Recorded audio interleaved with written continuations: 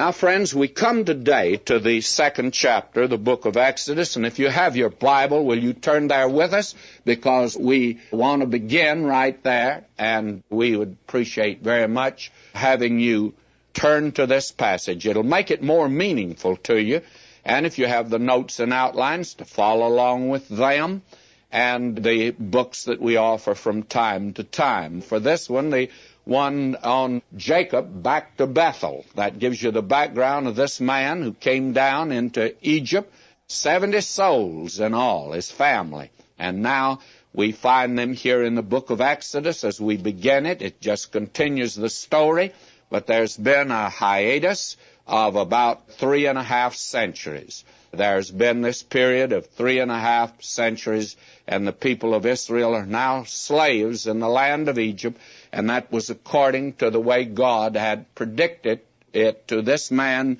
Abraham. This is the way that God had told him. We have brought before us now Moses, the deliverer. In fact, the first 11 chapters here, we have the deliverer. The first chapter was slavery of Israel in Egypt. Now we have in this chapter 2 the birth of Moses and the first 40 years in Pharaoh's palace. And then when we get to chapter 3, we'll see the call of Moses and his second 40 years in Midian and the incident there at the burning bush. And then we have the return of Moses to Egypt in chapter 4 and the announcement of the deliverance of Israel, and then the rest of the book deals with that period. We have the deliverance then in chapters 12 through 14 by blood and power. And then we have them marching to Mount Sinai in chapters 15 to 18. And we have the giving of the law in chapters 19 through 24.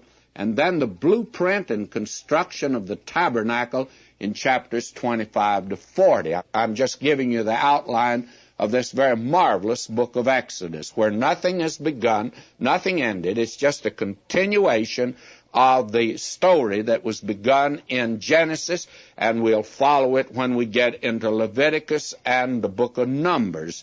But this is the great book on redemption, the deliverance of the children of Israel, and we're going to see that. Now, I feel like that along with this story, what we need is to have the other accounts concerning Moses, and we'll be filtering them in here from time to time.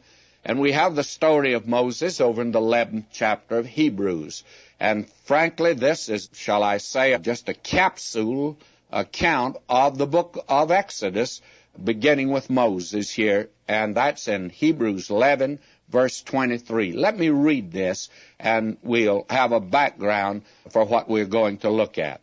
By faith, Moses, when he was born, was hid 3 months of his parents, because they saw that he was a proper child, and they were not afraid of the king's commandment.